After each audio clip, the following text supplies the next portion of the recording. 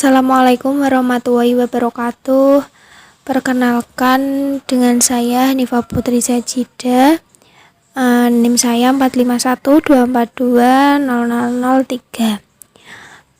Nah, saya di sini akan memaparkan materi tentang pembangunan berkelanjutan, yang dimana ini penjabaran dari esai yang telah saya buat kemarin, yaitu mewujudkan ketahanan energi nasional melalui pengolahan rumput laut sebagai sumber energi terbarukan.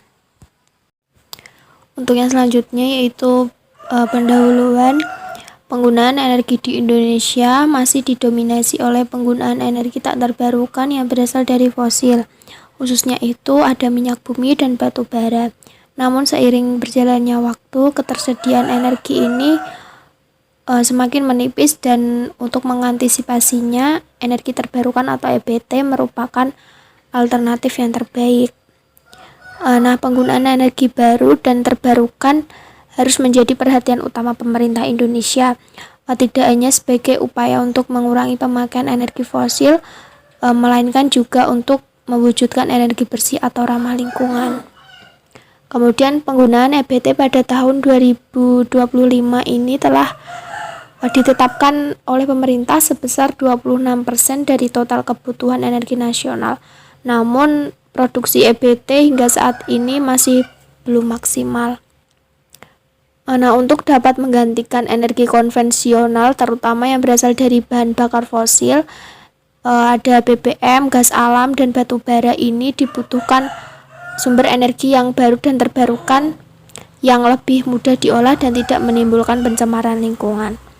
Selama ini penggunaan bahan bakar fosil ini telah menimbulkan berbagai masalah, di antaranya polusi udara yang berakibat meningkatnya kadar karbon dioksida atau CO2 dan SO2, yang dimana dapat menyebabkan efek rumah kaca, kemudian menipisnya lapisan ozon dan hujan asam.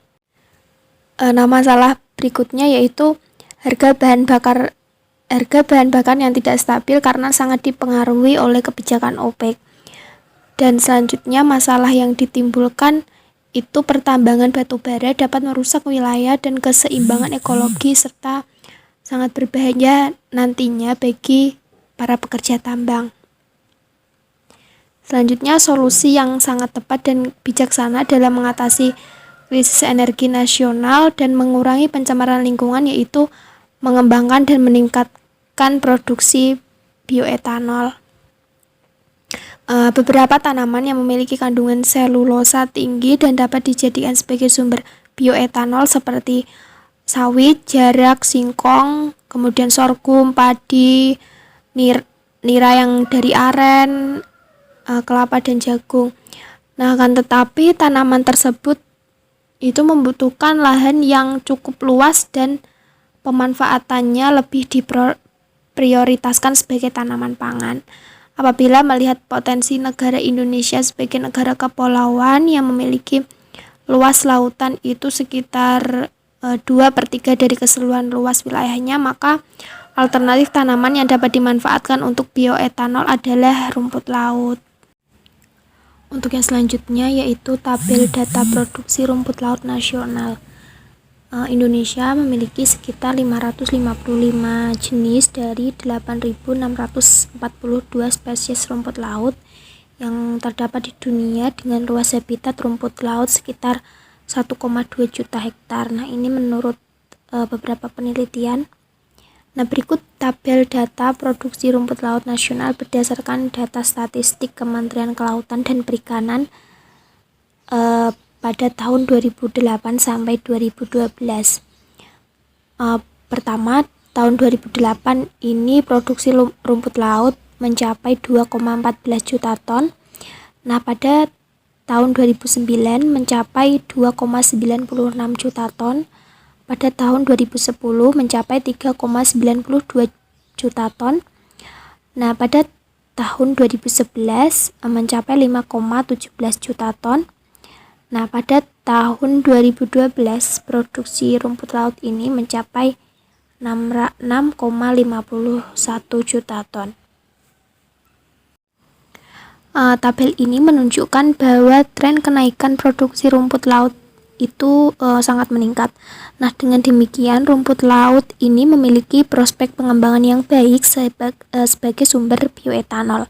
Dengan kata lain, ketahanan energi nasional ini dapat terrealisasikan melalui pengolahan rumput laut sebagai sumber energi terbarukan. Selanjutnya yaitu ketahanan energi. Menurut IEA atau International Energy Agency mendefinisikan ketahanan energi sebagai ketersediaan sumber energi yang tidak dapat terputus dengan harga yang terjangkau. Ketahanan energi terdiri atas beberapa dimensi. Yang pertama, ketahanan energi jangka panjang, terutama yang berkaitan dengan investasi yang tepat waktu untuk memasok energi sejalan dengan perkembangan ekonomi dan kebutuhan lingkungan yang berkelanjutan. Selanjutnya, dimensi yang kedua, ketahanan energi jangka pendek yang berfokus pada kemampuan sistem energi untuk bereaksi secara cepat terhadap perubahan mendadak dalam keseimbangan supply demand.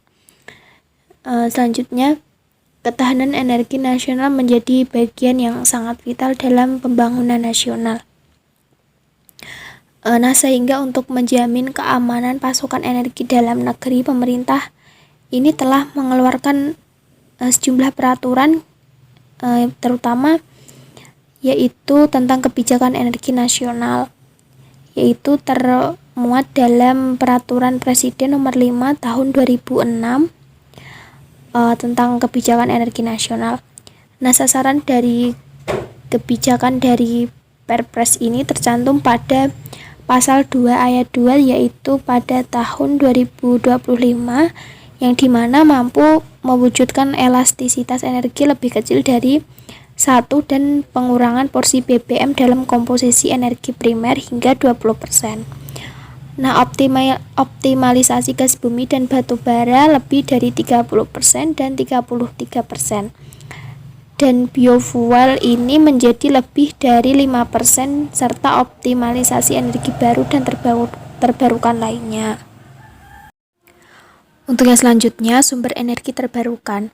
Sumber energi adalah bagian dari sumber daya alam yang berupa minyak dan gas bumi, kemudian berupa batu bara, air, panas bumi, gambut, biomasa, dan sebagainya.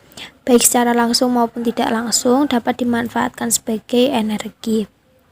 Nah, selama ini lebih dari 90% kebutuhan energi dunia dipasok dari bahan bakar fosil, sehingga ketersediaan energi yang berasal dari bahan bakar fosil semakin hari semakin ketersediaannya ini semakin menipis dan suatu saat nanti akan habis. Selain itu, penggunaan bahan bakar fosil dapat memberikan dampak negatif bagi lingkungan seperti hujan asam, efek rumah kaca, dan pemanasan global. Kemudian batu bara dapat menghasilkan gas polutan SO2 dan CO2 yang paling tinggi. Membakar 1 ton batu bara itu juga menghasilkan sekitar 2,5 ton CO2. Untuk mendapatkan jumlah energi yang sama, jumlah CO2 yang lepas oleh minyak akan mencapai 2 ton. Nah, sedangkan dari gas bumi hanya 1,5 ton. Berdasarkan dari negatif tersebut, diperlukan adanya energi terbarukan yang dapat menekan penggunaan bahan bakar fosil dari jumlah besar dan menghasilkan energi yang ramah lingkungan. Selanjutnya, Peraturan Presiden Nomor 5 Tahun 2006 tentang Kebijakan Energi Nasional Pasal 1 Ayat 4, energi terbarukan didefinisikan sebagai sumber energi yang dihasilkan dari sumber daya energi yang secara alamiah tidak akan habis dan dapat berkelanjutan jika dikelola dengan baik. Antara lain terdapat panas bumi, biofuel, aliran air sungai, panas surya, angin, biomasa, biogas, ombak laut, dan suhu kedalaman laut. Salah satu jenis bahan bakar nabati dan biofuel yang dapat dikembangkan untuk menggantikan bahan bakar fosil adalah bioetanol. Bioetanol ini dibuat dari bagian tanaman yang mengandung kandungan gula, pati, atau selulosa yang tinggi melalui proses biologi atau enzimatik dan fermentasi. Nah, sehingga dapat diperoleh etanol murni untuk digunakan sebagai bahan bakar. Penggunaan etanol sebagai bahan bakar ini dapat mengurangi emisi karbon monoksida, partikel, oksigen nitrogen, dan polutan ozon lainnya yang dihasilkan dari bahan bakar fosil. Di negara Brazil telah berhasil menggunakan etanol sebagai bahan bakar kendaraan bermotor dengan total penggunaan 40% secara nasional, dan USA yang telah berhasil memasarkan bahan bakar E85 dengan kandungan etanol 85%. Nah, berdasarkan pengalaman dari negara lain, sudah saatnya bahwa negara Indonesia juga mengembangkan dan meningkatkan produksi bioetanol, jenis tanaman dengan potensi yang sangat besar untuk dikembangkan sebagai bioetanol adalah rumput laut. Nah, sekitar 2/3 dari keseluruhan luas wilayah Indonesia kan merupakan wilayah perairan dengan panjang pantai sekitar 81.000 km. Nah, ini dapat memberikan prospek yang cerah untuk meningkatkan budidaya rumput laut sebagai sumber energi terbarukan. Berglin dalam Novria ini juga mengemukakan beberapa keuntungan rumput laut sebagai bahan baku bioetanol, yaitu rumput laut memiliki kadar kandungan selulosa tinggi, kemudian tidak mengandung lignin. Rumput laut juga tidak membutuhkan air bersih dan tidak membutuhkan tanah untuk berkembang. Keuntungan lainnya, ini rumput laut tahan terhadap panas dan tidak mudah terbiodegradasi. Selanjutnya, rumput laut. Rumput laut merupakan salah satu tumbuhan yang termasuk dalam golongan makroalga benthik yang umumnya hidup melekat di dasar perairan. Rumput laut ini merupakan ganggang yang hidup di laut dan tergolong dalam divisi Talopita. Nah, berdasarkan kandungan pigmennya, rumput laut diklasifikasikan menjadi 4, yaitu pertama rumput laut hijau atau Chlorophyta, kemudian rumput laut merah atau Rhodophyta, kemudian ada rumput laut coklat, Phaeophyta, dan rumput laut pirang, yaitu Chirosophyta. Kemudian menurut Hervey tahun 2009, secara kimia rumput laut terdiri dari air 27,8%, kemudian protein 5,4%, karbohidrat 33,3%, lemak 8,60%, dan serat kasar 3%, serta abu 22,25%. Menurut Surya Wirya pada tahun 2003 dalam Novria 2015, uji proksimat yang dilakukan pada limbah rumput laut kering diperoleh presentasi kadar air sebesar 11,28%, abu 36,05%, lemak 0,42%, protein 1,86%, serat kasar 8,96%, dan karbohidrat yaitu 41,43%. Nah, berdasarkan data tersebut, terbukti bahwa rumput laut ini memiliki kandungan selulosa yang tinggi sehingga sangat sesuai digunakan sebagai bioetanol. Kemudian potensi pengembangan bioetanol rumput laut lebih besar dibandingkan dengan pengembangan bioetanol berbahan baku tebu. Nah, data survei menunjukkan ketersediaan lahan di luar Jawa yang sesuai untuk budidaya tebu sekitar 750.000 hektar. Nah, luasan ini lebih kecil dibandingkan potensi lahan budidaya rumput laut yang hanya mencapai 2,1 juta hektar.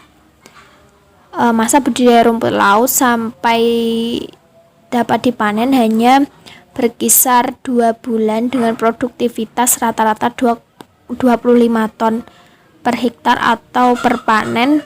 Ini tentu lebih prospektif dibandingkan masa budidaya tebu yang hanya berkisar lebih dari 1 tahun dengan produktivitas rata-rata 80 ton per hektar atau per panen. Penggunaan rumput laut sebagai bahan baku pembuatan bioetanol ini memiliki keuntungan waktu budidaya yang lebih singkat dan produktivitas tinggi dibandingkan menggunakan tebu. Kemudian juga dibandingkan dengan singkong, ubi jalar, dan jagung sebagai bahan baku bioetanol. Untuk selanjutnya yaitu proses pengolahan rumput laut.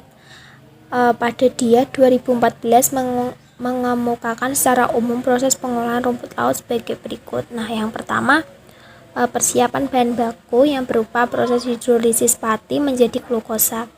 Nah, hidrolisis pati merupakan proses pemecahan molekul amilo menjadi bagian-bagian penyusunnya yang lebih sederhana seperti dekstrin, isomaltosa, maltose, dan glukosa. Proses hidrolisis ini dipengaruhi oleh beberapa faktor, yaitu enzim, ukuran partikel, temperatur, pH, waktu hidrolisis, perbandingan cairan terhadap bahan baku atau volume substrat, kemudian dan pengadukan. Gula reduksi terutama dalam bentuk glukosa diperoleh dari hidrolisis pati oleh enzim amilase. Hidrolisis amilosa oleh amilase terjadi melalui dua tahap. Nah, tahap pertama merupakan degradasi menjadi maltosa dan maltotriosa yang terjadi secara acak. Nah, pada tahap kedua ini relatif lebih lambat dengan pembentukan glukosa dan maltosa sebagai hasil akhir.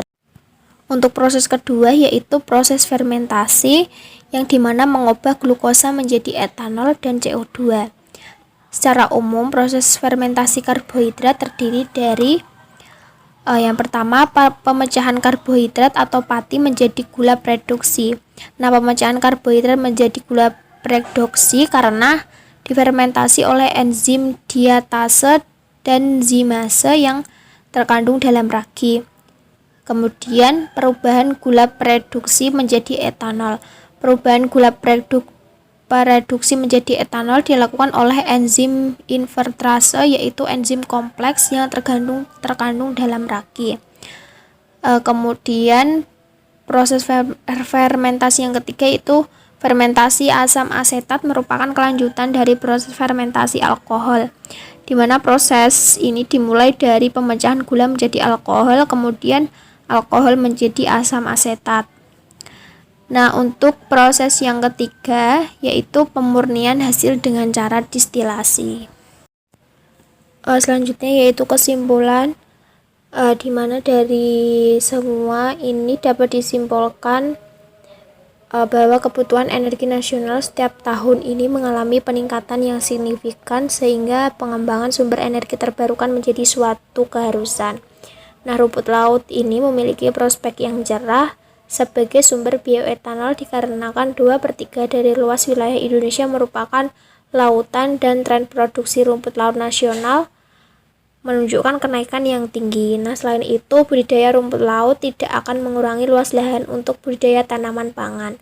Pengolahan rumput laut cukup sederhana dan dapat dilakukan dalam skala besar yang terdiri dari proses hidrolisis pati menjadi glukosa, proses fermentasi, dan pemurnian dengan distilasi.